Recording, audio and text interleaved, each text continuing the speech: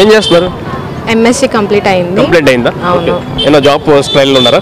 ట్రైల్స్లో ఉన్నాము కానీ ఏమీ ఇవ్వలేదు కదా జాబ్స్ అవేమి. సో కోచింగ్ తీసుకుంటూ ఇంకా చదువుకుంటా ఉన్నాము. ఎలా ఉంది జగన్ గారి పరిపాలన రాష్ట్రంలో? రాష్ట్రంలో అయితే బాగానే ఉందని అంటే కొంతమందికి యూజ్ అవుతుంది, కొంతమందికి యూజ్ అవ్వట్లేదు. దేనికంటే గవర్నమెంట్ స్కూల్స్కి వాళ్ళకి యూజ్ అవుతుంది. అంటే మాకు స్టడీస్ కంప్లీట్ అయిన వాళ్ళకి యూజ్ అవ్వట్లేదు, జాబ్స్ ఇవ్వట్లేదు. సో అవన్నీ ఉండాలి కదా. రాష్ట్రంలో పరిపాలన చూసుకుంటే సంక్షేమ పథకాలు ఎక్కువ ప్రాధాన్యత ఇచ్చారు, అభివృద్ధిని పక్కన పెట్టేసారు. ఏమంటారు గురించి? డెఫినెట్లీ అభివృద్ధి అంటే ఓన్లీ గవర్నమెంట్ స్కూల్స్ వరకే ఆయన చేశారు, డెవలప్మెంట్ చేశారు అంతే. హాస్పిటల్స్ అంటే అంతగా ఏం డెవలప్ చేయలేదు కాబట్టి ఓన్లీ గవర్నమెంట్ స్కూల్స్ వరకు డెవలప్ చేశారు. ఇంకా మిగతావన్నీ అట్లా అట్లా చేశారు, పక్కనండి మొత్తానికి పెట్టలేదు. లైక్ దానికి టైం ఇవ్వలేదు ఆయన అంతే. ఓన్లీ గవర్నమెంట్ స్కూల్స్ వరకే ఇచ్చేసి దాన్నే పట్టించుకున్నారు ఎక్కువ.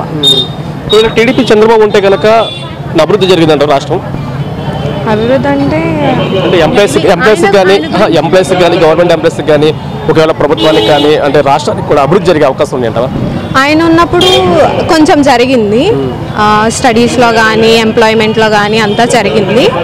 సో అంటే శాలరీస్ కూడా టైంకి పట్టాయి. ఇప్పుడు జగన్ అన్న టైంకి వేయట్లేదు శాలరీస్, అంటే మా పేరెంట్స్కే టైంకి వేయట్లేదు శాలరీస్, కొన్ని అవసరాలు ఉంటాయి కదా. సో టీడీపీ ఉన్నప్పుడు కూడా అంటే ఆయన ఉన్నప్పుడు శాలరీస్ పడేవి, స్టడీస్ పరంగా కానీ ఆయన కూడా చేశారు, కొంచెం మంచి చేశారు. క్యాపిటల్ పరంగా ఏమంటావు? క్యాపిటల్ పరంగా మన క్యాపిటల్ తెలుసు నీకు? తెలుసు, అమరావతి. అంటే 3 రాజధానులు అంటున్నారు, మరి అది అయిపోయింది కదా డిస్కషన్. మరి పవన్ కళ్యాణ్ ఎఫెక్ట్ అయిన ఉంటుందంట రాష్ట్రంలో? అంటే సరే ఆయన చంద్రబాబు నాయుడుతో కలిసి చేస్తున్నారు కదా, ఆయన సింగిల్గా ఉండి అంటే లాస్ట్ వరకు సింగిల్గా ఉండి చేస్తే ఏమన్నా యూజ్ ఉండేదేమో. కానీ మధ్యలో టీడీపీతో కలిసి చేస్తాము, ఇద్దరం చేస్తామని చెప్పేసరికి కొంచెం ఓటుందా నీకు? ఎవరికి వేస్తావు ఓటు? ఎవరికి? ఆలోచించాలి. జగన్కి వేస్తావా లేదా మన టీడీపీకి వేస్తావా? కాంగ్రెస్ అయితే ఉచిత బస్సు వస్తాయి కదా, దాని గురించి చేస్తాం అంటే ఇంకా టైం ఉంది కదా, ఆలోచించి అప్పటి వరకు. మరి ఉచిత బస్సు పథకాలు తీసుకొస్తున్నారు కదా, ఎలక్షన్స్ టైమ్స్లో అందరూ అన్ని మంచిగా చేస్తారు. సో మాకే ఓట్లు పెడతా అంటున్నారు కదా, రాబోయే రోజులు ఉచిత బస్సులు పెడతా అంటున్నారు, సంక్షేమ పథకాలు రెట్టింపిస్తాను చంద్రబాబు నాయుడు, ఏమంటారు దాని గురించి? వేస్ట్ అని అంటాను నేనైతే. వేస్ట్ అంటారా? ఎందుకు అంటే ఇప్పుడు హైదరాబాద్లో చూస్తున్నాం కదా, తెలంగాణ వాళ్ళకి ఫ్రీ బస్సెస్ అని అన్నారు, కనీసం జెంట్స్ వెళ్ళడానికి కూడా లేదు దాంట్లో, అందరూ లేడీసే వెళ్తున్నారు కదా, దానికి ఆ ఫ్రీగా వెళ్ళడానికి కూడా గొడవలు పడుతున్నారు, మనం చూస్తున్నాం కదా.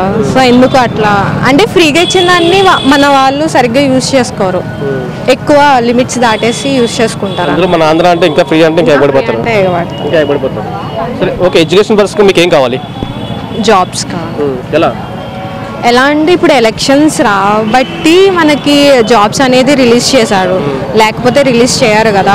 సో ఎప్పటి నుంచో ఒక 5 years నుంచి గ్రూప్స్ కోసం ఇట్లా వీటి కోసం వెయిట్ చేసే వాళ్ళు ఉంటారు చాలా ఇయర్స్ నుంచి. మరి వాళ్ళందరూ పోయినట్టే కదా.